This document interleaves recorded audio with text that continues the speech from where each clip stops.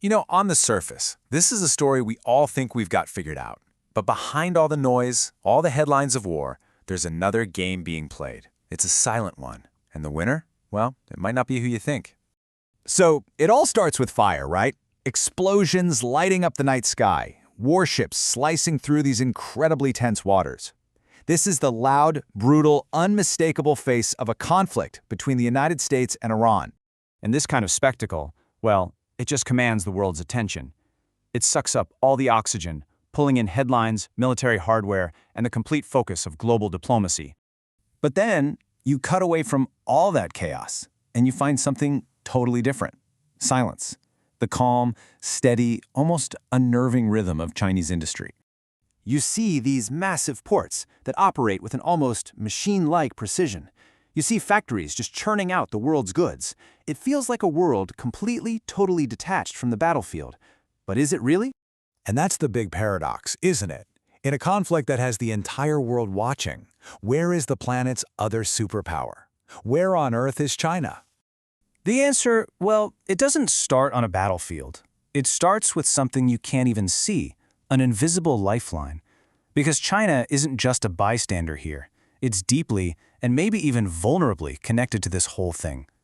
Think about China's economy. It's like a massive engine, and it runs on oil. A huge chunk of that oil flows directly from the Middle East. And take a look at Iran's slice of that pie. It's a key supplier, often selling its oil at a discount, which keeps those factories we just saw humming along. And here's the kicker. Most of that oil has to pass through one of the most critical choke points on the entire planet, the Strait of Hormuz. I mean, if a war shuts down this tiny, narrow channel, that flow of energy could slow to a trickle, and that threatens to stall their entire system. But here's where things get really interesting. Where there's vulnerability, there's also opportunity. For a country like China, a US-Iran war isn't just a threat, it's also a kind of strategic gift, a great distraction. Just think about it for a second.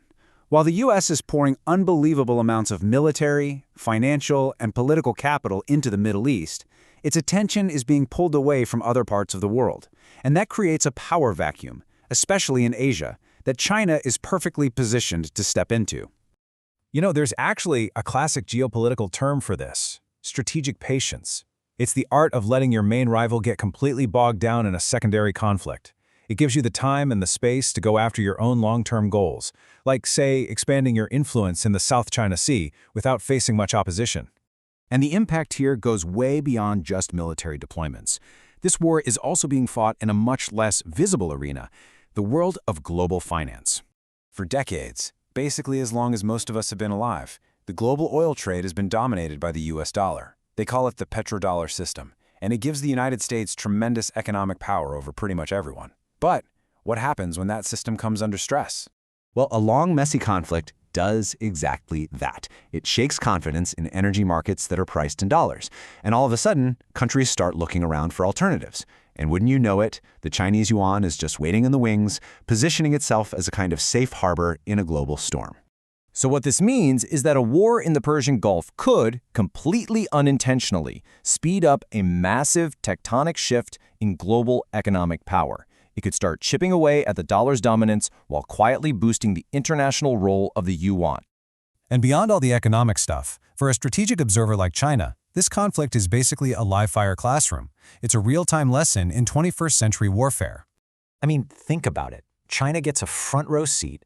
They're asking, how effective are American missile defenses really? How does the US actually deal with drone swarms? What are the weak points in their naval deployments? Every single battle provides priceless data, and they get it all without firing a single shot. So, with all of this happening behind the curtain, what is China actually saying out loud? Well, its official position is all about calm and restraint. On the world stage, Chinese diplomats are constantly calling for de-escalation, for dialogue, for a peaceful solution. They're positioning China as the responsible global citizen, just trying to prevent a catastrophe. But this public stance, it's also serving a much deeper purpose. By calling for peace, but carefully avoiding any real intervention, China minimizes its own risk. This call for stability is in itself a strategy.